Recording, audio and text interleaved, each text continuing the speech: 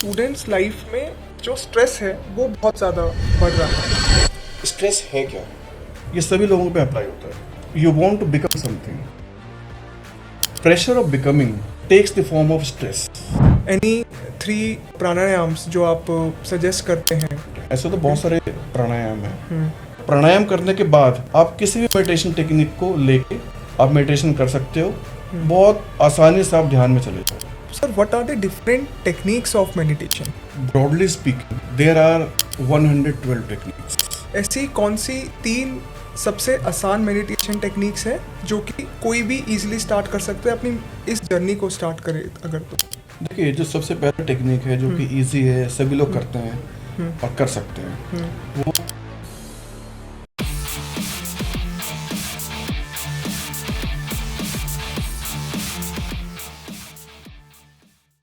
Hello everyone, welcome back to my podcast beyond the classroom. आज हम एक ऐसे टॉपिक के बारे में बात करेंगे जो डायरेक्टली और इनडायरेक्टली हमें बहुत इफेक्ट करता है, that is stress.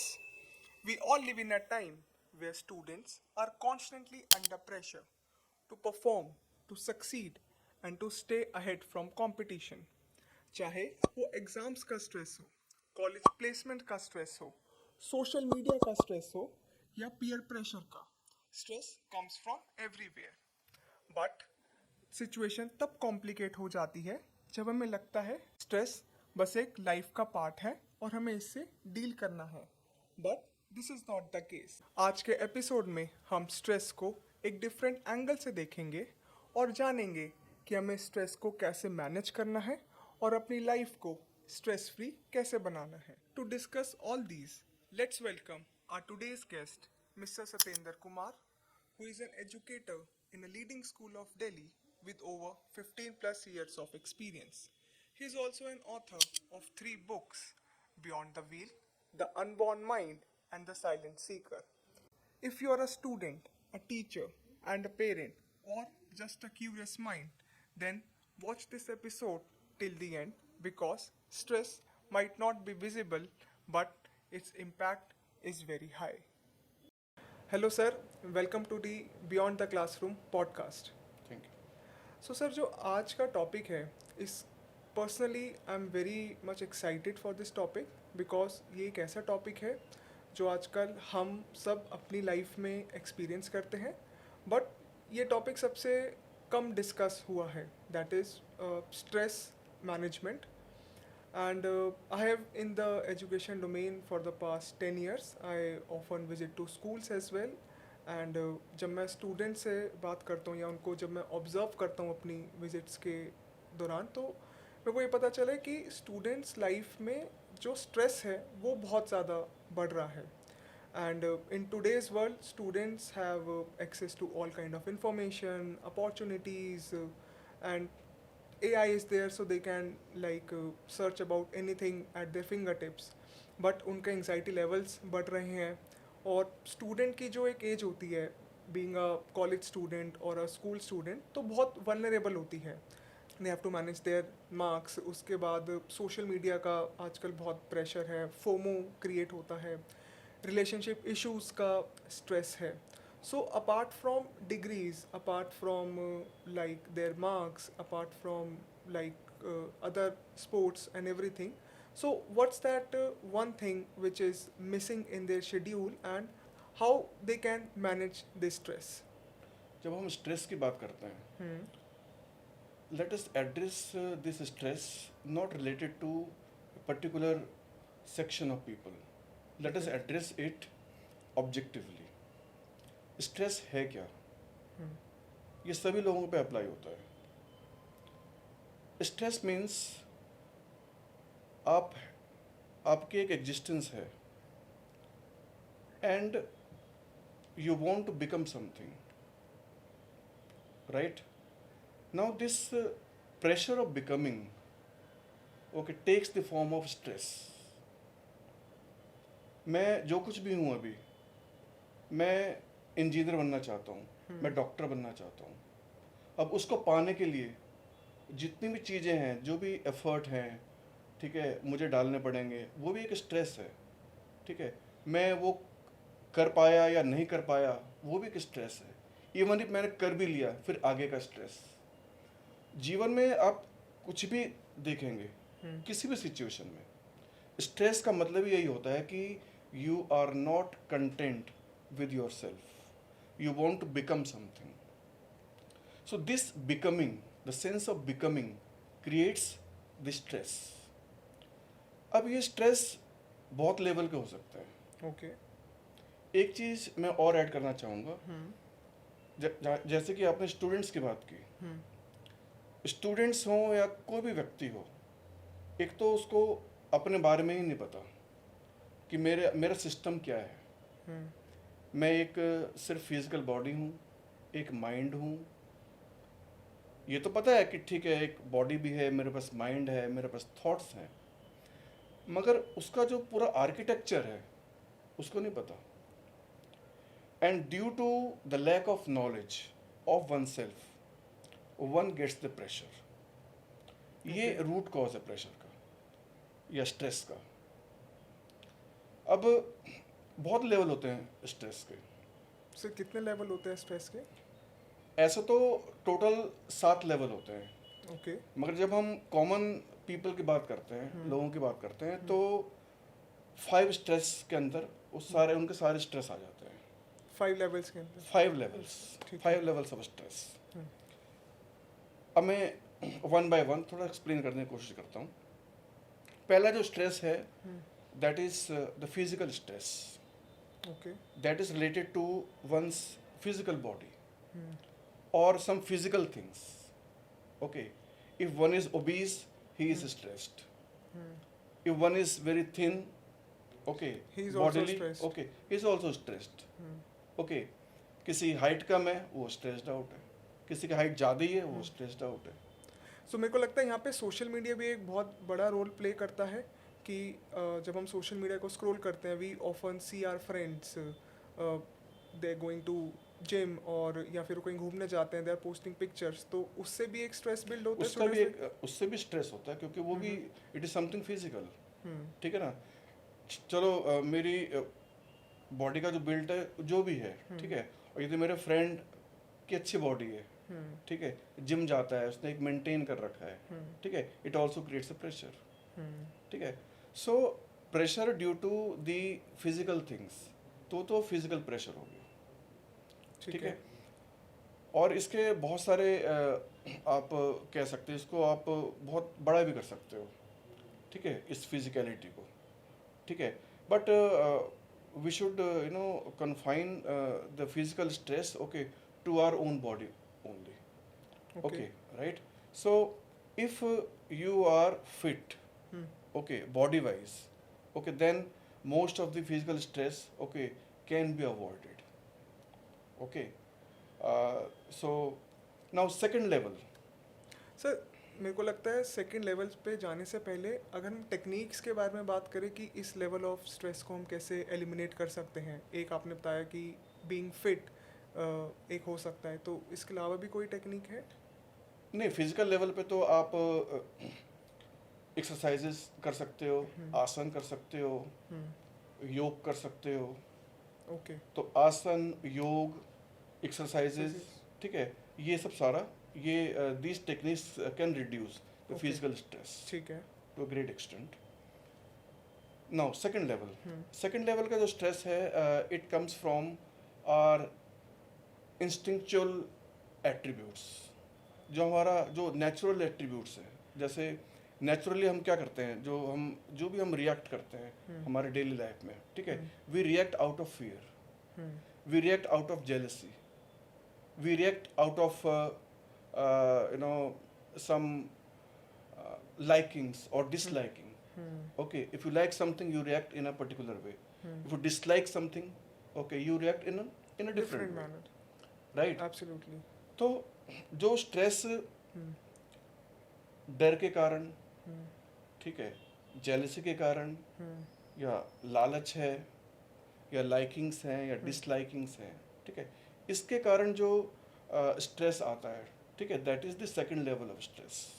And I think sir ये जो आप सेकंड लेवल ऑफ स्ट्रेस के बारे में बात कर रहे हैं, ये रिलेशनशिप इश्यूज से ज़्यादा आता है। जैसे अगर मैं किसी के साथ एक रिलेशनशिप में हूँ तो मेरे को हमेशा इनसिक्योरिटी रहेगी कि मेरा पार्टनर किसी और से अगर बात कर रहा है तो I will be jealous.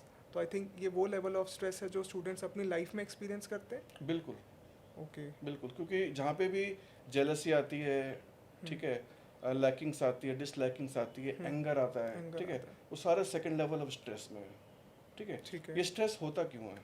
Okay, the same thing, because we do not know that this is what is taking place, okay, in our being, ठीक है। यदि हम किसी भी चीज़ को जानते हैं, ठीक है, तो इस जानने भर से ही बहुत स्ट्रेस कम हो जाता है, क्योंकि हमें पता है ना। तो स्ट्रेस होता क्यों है इस लेवल पे? क्योंकि हम जो भी रिएक्ट कर रहे हैं वो अननोइंगली कर रहे हैं, अननोइंग रिएक्शन। ऑटोमेटिकली कर रहे हैं, हम जानते नहीं उसके बारे में, ठीक है। यदि जानते होते तो हमें पूरा स्ट्रक्चर पता होता, हमारी जो पूरी पर्सनैलिटी है, ठीक है, वो 7 लेयर्स में डिवाइडेड है, ठीक है, तो सारा पता होता। यदि आपको पता है और आप उसको डेवलप कर रहे हो, ठीक है, उन कन्फाइनमेंट से बाहर निकल रहे हो, राइट, तो आप इससे बच सकते हो, उसको अवॉइड कर सकते हो। ठीक है। हर लेवल पे अलग अलग टेक्निक है, जैसे मैंने आपको बताया फिजिकल स्ट्रेस, ठीक है, एक्सरसाइज, आसन, योग, yoga. Okay, so these things are there, these techniques are there to reduce the physical physical stress, stress. Okay. Likewise जो ये सेकंड लेवल का स्ट्रेस है, okay, due to fear, you know, jealousy, jealousy, anger, anger etcetera, okay, issues. तो इसमें ये techniques हैं, ठीक है। इसकी टेक्निक क्या है? प्राणायाम एक टेक्निक है। ओके। प्राणायाम कैसे? क्योंकि जो प्राणायाम है, इट वर्क्स अपॉन आर प्राण, ओके, और आर वाइटल बॉडी, जो हमारी वाइटल बॉडी है, जो प्राण है, ठीक है, उससे रिलेटेड है प्राणायाम, ठीक है। और ये जो इंस्टिंक्ट्स हैं हमारे, डर है, जेलसी है, एंगर है, ठीक है, ये इस वाइटल बॉडी से रिलेटेड है। वाइटल बॉडी में कुछ चेंज आएगा, it will be reflected in your instinct, instincts. Okay. Okay. वहां पे आप कुछ चेंज करते हो, okay, then it will reflect upon your vital body. Vital body. मैं आपको एक एग्जांपल देता हूँ। आप बहुत गुस्से में हो, बहुत क्रोधित हो किसी भी बात को लेके, ठीक है, और कोई आपका चेक करे कि आपने कितनी बार सांस ली, तो ठीक है ना, ज्यादा बार जो सांस ब्रीदिंग लेते हैं, काउंट हाँ। है, ठीक है, वो बढ़ जाएगी बढ़ ब्रीदिंग जाती काउंट है। आपकी, ठीक है। आप जनरली आप काफ़ी लालची हो, तो एक ब्रीदिंग काउंट एक रहेगी आपकी, ठीक है।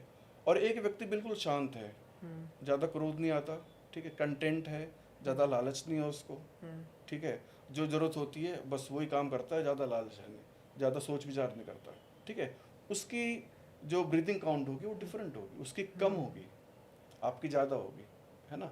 इसका ब्रीदिंग क्या है? वाइटल बॉडी, ठीक है।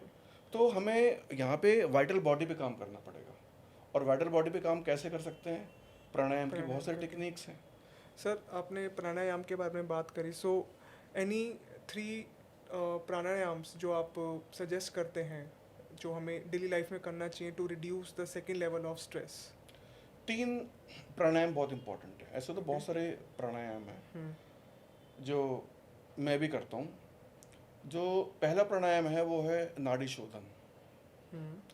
वो पहला प्राणायाम करना चाहिए, ठीक है। उस प्राणायाम से क्या होता है कि हमारी जो नाड़ियाँ हैं जिसमें से प्राण ट्रांसमिट होता है, ठीक है, वो ओपन हो जाती हैं, खुल जाती हैं, ओके। ठीक है। Once that is open, okay, फिर हम और भी प्राणायाम कर सकते हैं, ठीक है। फिर आप अनुलोम विलोम कर सकते हो, ये तो सेकंड टेक्निक, बहुत मेजर प्रैक्टिस है अनुलोम विलोम बिल्कुल। की तो। फिर भस्त्रिका कर सकते हो, ओके। भस्त्रिका प्राणायाम, ठीक है, बहुत इफेक्टिव है। भस्त्रिका प्राणायाम तो ऐसा है कि यदि आपने भस्त्रिका 10 मिनट कर लिया, 10 मिनट, ठीक है, automatically you will get into a meditative state. Automatically आपको कुछ भी करने की कोई ज़रूरत नहीं है। आई थिंक सर ये वाला जो पॉइंट आपने बताया ये हमारे व्यूअर्स के लिए भी बहुत ज़्यादा इंटरेस्टिंग और नया होगा कि प्राणायाम करने से हम मेडिटेशन को भी कहीं ना कहीं अचीव कर रहे हैं बिल्कुल, अननोइंगली। अननोइंगली, बिल्कुल। ठीक है। अब इसमें एक चीज़ और मैं ऐड करना चाहता हूँ कि बहुत सारे मास्टर्स हैं आजकल तो जो मेडिटेशन टेक्निक सिखा रहे हैं, ठीक है, वो यही पॉइंट मिस करते हैं अच्छा। मेडिटेशन टेक्निक में क्या होता है कि जब वो मेडिटेशन टेक्निक सिखाते हैं और लोग उसको फॉलो करते हैं और मेडिटेशन करते हैं, काफ़ी मेडिटेशन करते हैं, कई महीनों करते हैं वो, और उसके बाद वो उनकी शिकायत ये होती है कि हमारे हमारा कहीं ध्यान लगे ही नहीं अभी तक, हम मेडिटेटिव स्टेट में गए ही नहीं, हमने किया तो बहुत है ना, सारी टेक्निक कर ली, बट उस स्टेट में नहीं पहुंचे। वो यही पॉइंट मिस करते हैं कि वो प्राणायाम नहीं करते। प्राणायाम और माइंड, थॉट दोनों जुड़े हुए हैं, आपस में कनेक्टेड। आपस में कनेक्टेड है। ठीक है, तो यदि आपने प्राणायाम से अपनी वाइटल बॉडी को बिल्कुल एक्सपेंड कर लिया, ठीक है, तो अपने आप you will move into that state, meditation. Meditation.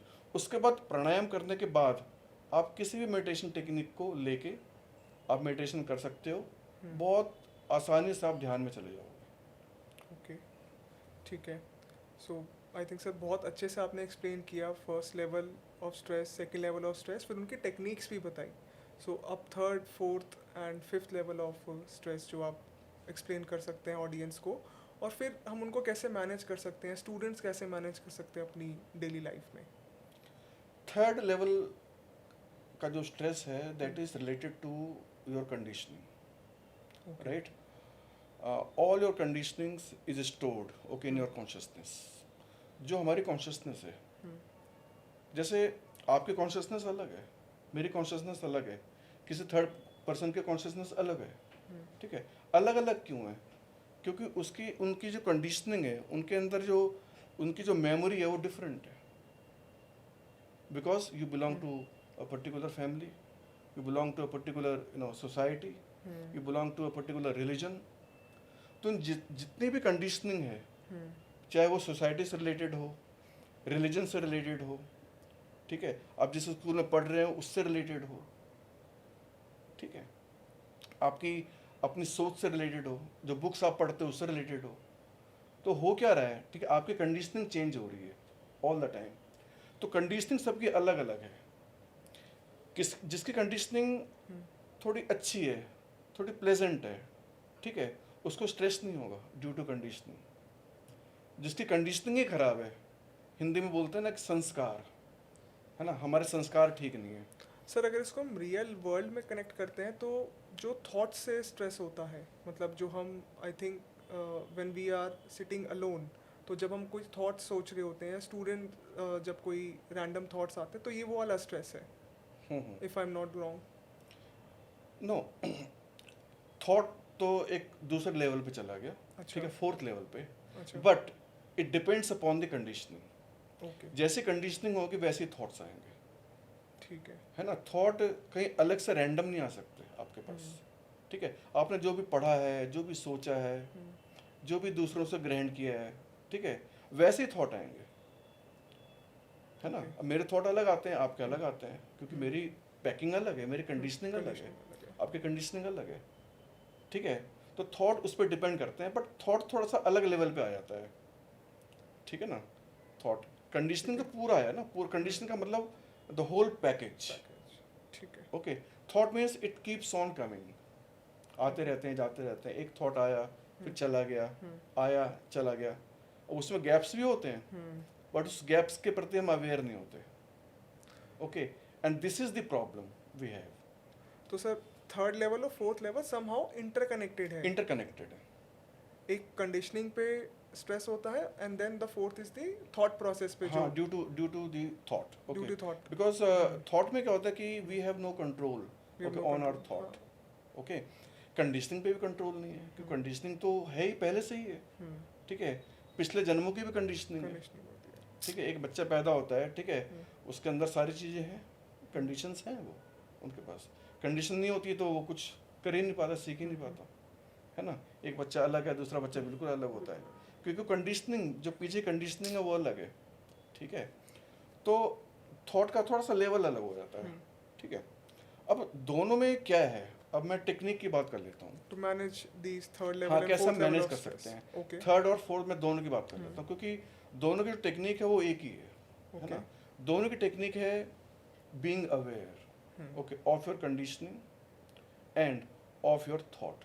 Conditioning means of your impulses, है ना। जो आपके अंदर जो लाइक एंगर आ रहा है, ठीक है, आपने देखा होगा कि किसी भी सिचुएशन पे आपको गुस्सा आता है, ठीक है, एंगर आता है, तो जस्ट उसके पहले, एंगर आने से पहले यदि आप अवेयर हो जाते हो, okay, it will be gone, वो खत्म हो जाएगा. Sir awareness as in like to observe that situation पहले, to observe the situation first and then reaction. No, starting में तो ये ऐसा नहीं हो पाएगा कि अच्छा. आप उसको ऑब्जर्व कर लो, ठीक है. यदि ऐसा होता तो फिर तो सब कर लेते, ठीक है. इसमें होता क्या है कि इनिशियली जो आप किसी भी सिचुएशन में हो, आप एंगर में हो, आप जेलसी के अंदर हो, कोई भी स्टेट ऑफ माइंड हो, ठीक है, और अच्छा भी हो सकता है, कोई ज़रूरी नहीं कि आप हमेशा गुस्से में ही हो, ओके, आप हैप्पी मूड में हो सकते हो, रिलैक्स्ड भी हो सकते हो, right. If you can be aware of your state of being, what ever it is, कोई ज़रूरी नहीं कि एंगर ही हो, हैप्पीनेस भी हो सकती है ना. माइंड का कोई भी स्टेट हो, if you can be aware of that state and whatever thoughts are coming in your mind, if you can be aware of those thoughts, then the stress, okay, which arise due to these two things, okay, can be reduced, okay, to a great extent. Okay. So being aware is the technique. Being aware. Sir I think आपने third और fourth level पे जो techniques बताई है awareness की, तो ये बहुत अच्छी टेक्निक है. अगर हम अपने सराउंडिंग्स के बारे में अवेयर हैं और हम समझ पा रहे हैं कि हमें रिएक्शन कैसे देनी है और कब देनी है, तो स्ट्रेस बहुत कम एक्सपीरियंस करेंगे. नहीं, इसमें एक चीज़ मैं ऐड करना चाहूँगा. हमें सराउंडिंग्स को नहीं देखना, हमें देखना है हमारे अपने स्टेट ऑफ माइंड को, ठीक है. हमारा मूड कैसा है ना. Okay. हमारा मूड अभी हैप्पी मूड है या हम गुस्से में हैं या हम किसी के बारे में सोच के चिढ़ रहे हैं, उससे ईर्ष्या कर रहे हैं, okay. So we have to be aware of these things, okay, these state of minds, okay. And secondly we have to be aware of the thoughts, okay, whatever thoughts are coming, okay, in our mind. So we have to be aware of the thoughts, we have to be aware of our states of mind. ठीक है. Right. So I think awareness means अगर हम अपने thought process के बारे में aware हैं कि किस तरह से हमारे माइंड में थॉट्स आ रहे हैं, हम उसको ऑब्जर्व कर पा रहे हैं, तो हमें थर्ड और फोर्थ लेवल का स्ट्रेस कम होगा. Yes, without any judgment. Without any Yes, judgment. we have to be passively aware, not actively. Actively aware. Okay, we don't have to be active in being aware. Okay, we have to be very, very silently aware. Okay, of these two things. Okay. Then stress, which are caused by These these two two factors. things, okay, will be reduced. Okay. And I think the last is the fifth level of stress. Last, yeah, fifth level of stress, it is caused due to our sense of ego. Okay. Okay, if you are more egoistic, okay, you will be more stressed out. Okay, Okay. if I am less egoistic, okay, I will be less, Stressed out. right. So ego is the problem, okay, and the stress caused by this ego, okay, is huge, right. Now how to come out of it?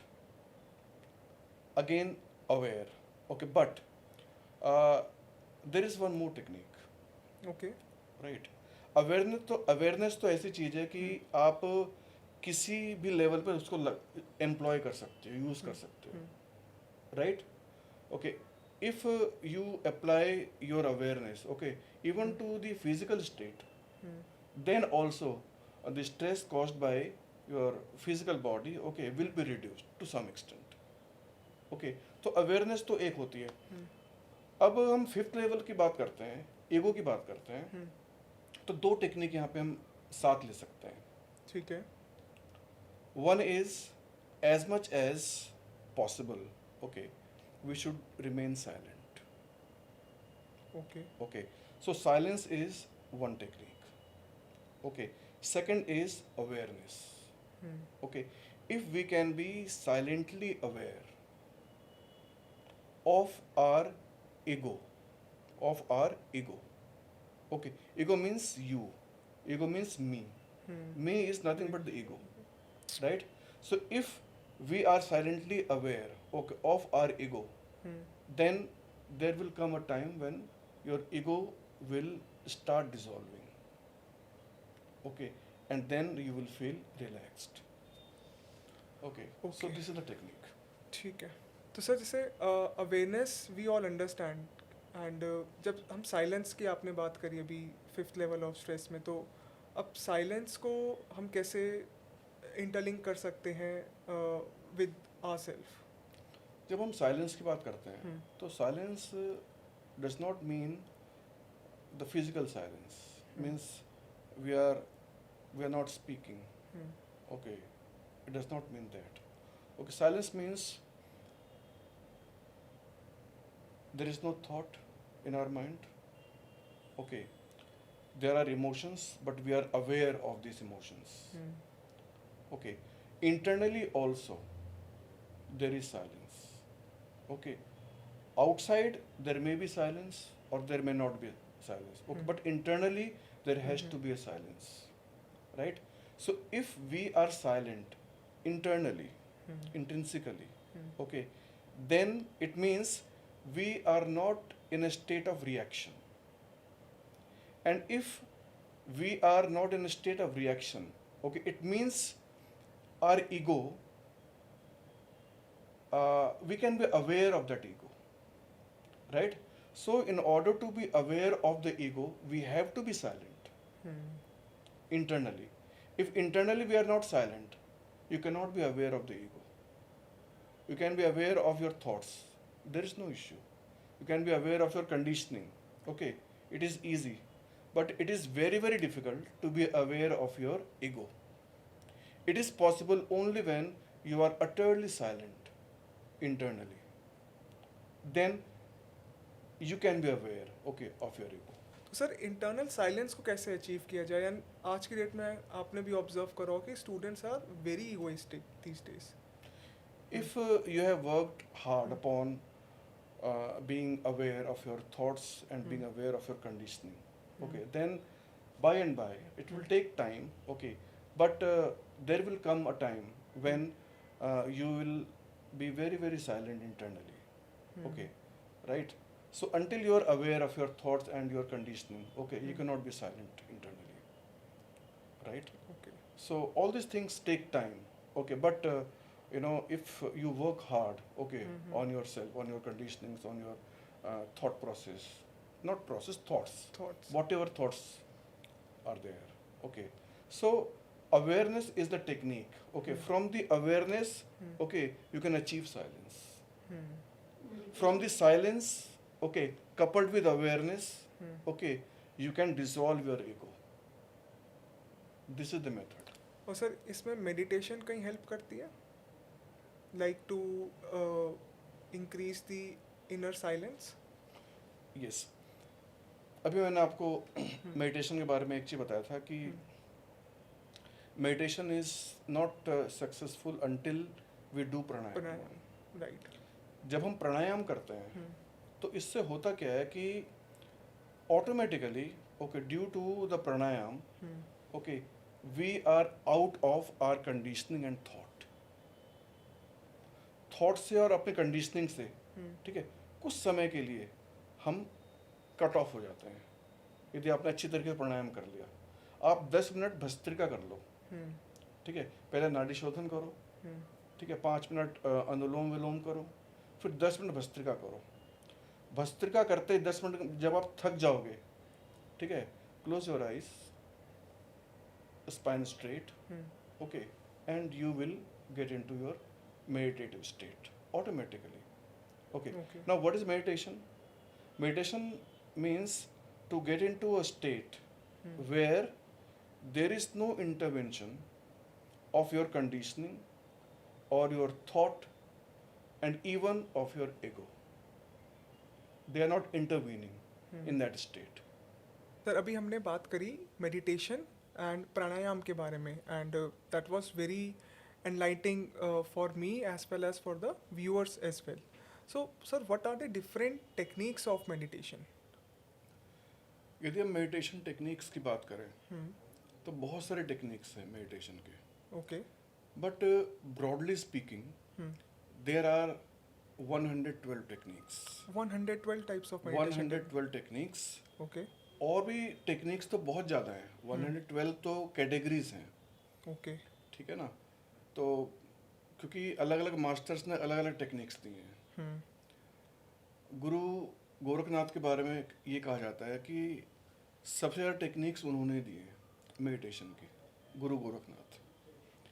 मगर 112 technique इसलिए कह रहा हूँ कि जितनी भी meditation की techniques अभी तक हुई हैं या आगे भी होंगी, वो सारी टेक्निक्स इन 112 टेक्निक्स के अंदर आ जाती हैं। ये जो 112 मेडिटेशन की टेक्निक्स हैं, वो भगवान शिव ने पार्वती को दी थी, ओके जो कि विज्ञान भैरव तंत्र में लिखित है। आई थिंक सर ये वाला जो इंसाइट आपने दिया है कि there are 112 categories of meditation technique and ये लॉर्ड शिवा ने पार्वती को दी थी, जी तो आई थिंक ये बहुत इंटरेस्टिंग और बहुत इंसाइटफुल। हाँ, ये बहुत कम लोगों को पता है। तो ये जो 112 मेडिटेशन टेक्निक्स हैं, ठीक है, ये अपने आप में पूर्ण है, कंप्लीट है। जो भी टेक्निक्स कोई भी डिस्कवर करेगा, नया इन्वेंट करेगा, ठीक है ना, वो उसके अंदर आएंगे, कहीं ना कहीं फिट हो जाएंगे वो। ओके और ये जो 112 टेक्निक हैं वो अलग अलग पर्सनैलिटी के लिए हैं, अलग अलग कंडीशनिंग के हिसाब से, अलग अलग जो व्यक्ति की जो डेवलपमेंट है, उसकी जो साधना है ना, उसके हिसाब से सारी टेक्निक्स हैं। So sir you being an expert in meditation, आप बता भी रहे हैं there are 112 kind of meditation techniques, so ऐसी कौन सी 3 सबसे आसान मेडिटेशन टेक्निक्स हैं जो कि कोई भी इजीली स्टार्ट कर सकता है अपनी इस जर्नी को स्टार्ट करे अगर? तो देखिए, जो सबसे पहला टेक्निक है जो कि इजी है, सभी लोग करते हैं और कर सकते हैं, वो विपश्यना है, ठीक है। जो भगवान बुद्ध ने दी थी अपने डिसाइपल्स को। और विपश्यना में जैसा कि अभी मैंने एक्सप्लेन किया था कि Vipassana is nothing but to be aware of one's breathing, the whole process of breathing, okay okay, as much as you can. ठीक है। विपश्यना के तो काफ़ी केंद्र ही बने हुए हैं, उन केंद्रों में 10 दिनों का 20 दिनों का शिविर होता है, और वहाँ पे व्यक्ति हमेशा विपश्यना में ही रहता है, विशेष रूप से बैठता है, और जनरली भी उसको they have to be aware of their this breathing process. Okay okay, तो एक तो टेक्निक ये है विपश्यना, विपश्यना। ठीक है। अब मैं सेकंड टेक्निक बताता हूँ। असल में क्या है कि जो 112 टेक्निक्स हैं ध्यान की या मेडिटेशन की, ठीक है, उसका कोई नाम नहीं है, ठीक है। नाम तो मास्टर्स ने दिया है अलग अलग, है ना, और भगवान बुद्ध ने कहा उसको विपश्यना, है ना, क्योंकि वी बिकम अवेयर, ओके, हम देखते हैं, अपने श्वास को देख रहे होते हैं, तो विपश्यना हो गया, ठीक है। अब जो 112 टेक्निक हैं उनका कोई नाम नहीं है, बट टेक्निक दिया है भगवान शिव ने, टेक्निक बता दिया कि ये टेक्निक है, ठीक है। तो नाम में ना जाएं, ठीक है, but we have to concentrate on the technique. Technique क्या है, हम कैसे एक मेडिटेटिव स्टेट में जा सकते हैं, ठीक है। तो एक विपश्यना मैंने बताया आपको, ठीक है। दूसरी टेक्निक आप ये ले सकते हैं कि जब भी आपकी श्वास आपके नोज के फ्रंट पार्ट को हिट करती है, तो जिस स्थान को हिट कर रही है, ठीक है, उस प्लेस, उस जगह के प्रति आप अवेयर रहो हमेशा। ये बहुत इजीली हो सकता है, बहुत इजीली हो सकता है। एक थर्ड टेक्निक मैं बताता हूँ, ये टेक्निक कोई नहीं बताता, मगर ये विज्ञान भैरव तंत्र में है। आपको जब भी छींक आए, ठीक है, या कुछ ऐसी स्थिति बॉडी में आए कि जो कि सडन है, बिल्कुल छींक हमें सडन आती है, हम किसी के प्रति कभी गुस्सा हो जाते हैं, सडनली गुस्से में आ जाते हैं, है ना। तो ये जो सडन एक्शंस हैं बॉडी की, ठीक है, if we can become aware of this sudden action, okay, like sneezing, छींक आ रही है, अब यदि उसके पहले के मोमेंट को आप कैच कर लो किसी तरीके से, okay, then okay, if you practice this, okay, then there will come a point, okay, when you will be out of your conditioning, and you can have a glimpse of the meditative state. ये सभी लोग कर सकते हैं, कोई भी कर सकता है, तो ये चीज़ें आती हैं, और ये बहुत सारी टेक्निक है. आई थिंक सर बहुत इंटरेस्टिंगली आपने बताया कि टॉप 3 टेक्निक्स जो कोई भी अपनी लाइफ में फॉलो कर सकता है. हाँ, फॉलो कर सकता है, कहीं पे भी कर सकता है, किसी भी स्थान पे कर सकता है, ठीक है, किसी भी सिचुएशन में कर सकता है. जैसे आप किसी से बात भी कर रहे हैं, मीटिंग में बैठे हुए हैं, okay, you can be aware of your breathing, there is no issue, कुछ है ही नहीं इसके अंदर. जैसे बहुत सारे स्टेट्स माला करते हैं, वो करते रहते हैं माला, ठीक है ना. माला वो अलग चीज़ है, ठीक है, वो मेडिटेटिव टेक्निक नहीं है, बट ये जो मेडिटेशन टेक्निक की जो हम बात कर रहे हैं, ठीक है, इसको भी आप कर सकते हैं, किसी भी सिचुएशन में कर सकते हैं. सर जहाँ तक अभी तक मेरे को समझ आया है, जब आपने स्ट्रेस को ब्रेक डाउन किया तो आपने यहाँ पे प्राणायाम और मेडिटेशन टेक्निक्स को इंट्रोड्यूस किया जिससे हमारा स्ट्रेस लेवल्स को कम हो सकते हैं. अगर हमें और डीप अपने वन सेल्फ से कनेक्ट करना है तो spiritual awakening is also a part of it. No, a spiritual awakening is the whole lot of your, you know, the whole architecture, okay, of your, you know, of your personality, basically, right?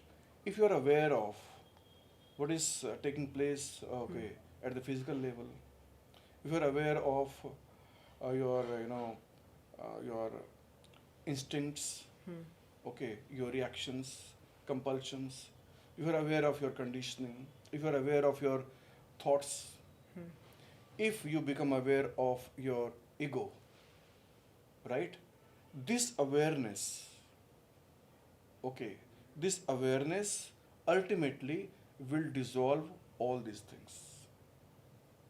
It will dissolve the sense of I, it will dissolve the irrelevant thoughts, right?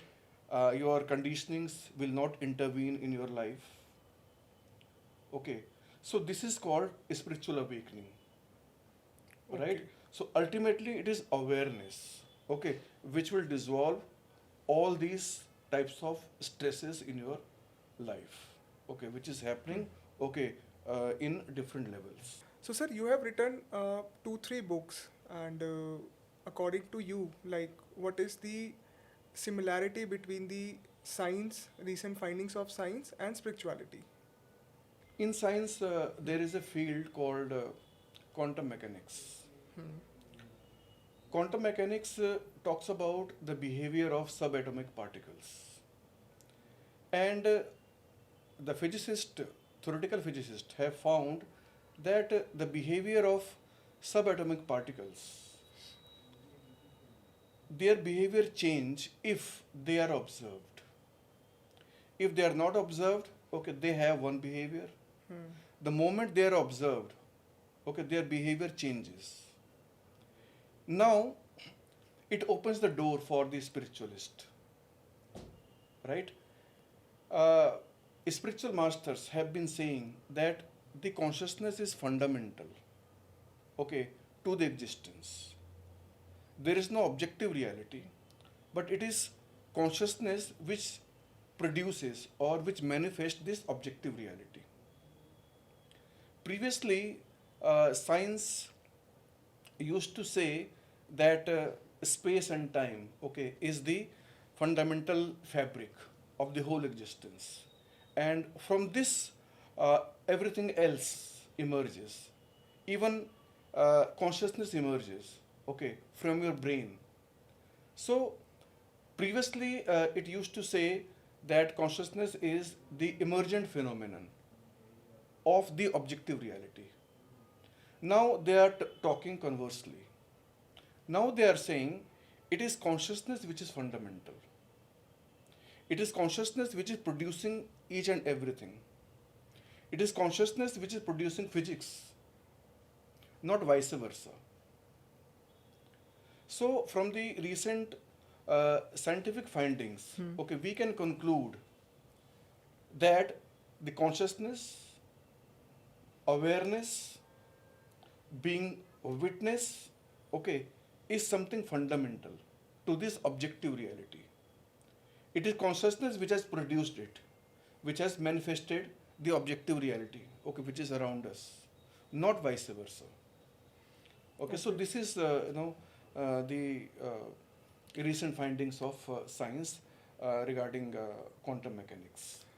Sir जब मैं school में था और जब मैंने quantum mechanics पढ़ा था तो मैंने इतने डीप में नहीं सोचा था। मैं तो हमें सिर्फ मैटर के रिगार्डिंग क्वांटम मैकेनिक्स में बताया गया था, but the way you have linked with the self consciousness, I think it's really beautifully explained.